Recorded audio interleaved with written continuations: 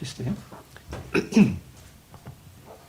Is it linked to what some people are planning to do with Mars, to colonize Mars? Well, I suppose I shouldn't get onto the subject of colonising Mars. But, if Cornelius was here, another one of the 14, he has a lot to say about colonising Mars. He's not impressed. All the 14 have a lot to say about colonising Mars, and we're not that hot on the idea. But if you think about a place like Mars and compare it to Earth, what do you think? What do you feel? Obviously, Earth has been custom-made for human life. Mars, not custom-made for human life. Right?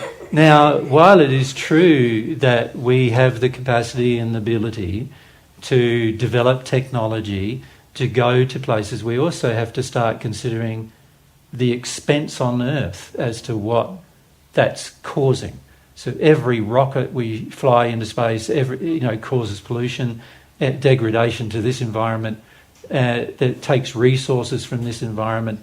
We've got to start considering the balance of these things. But God didn't stop you or want to stop you from exploring the universe.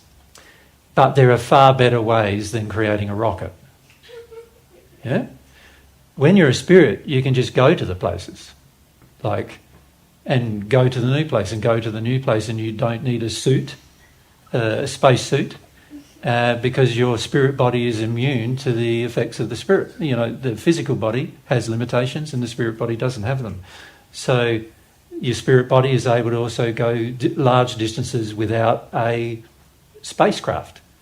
So, most of my exploration of the universe, which I've done a lot of, has been primarily done in my own body as a spirit.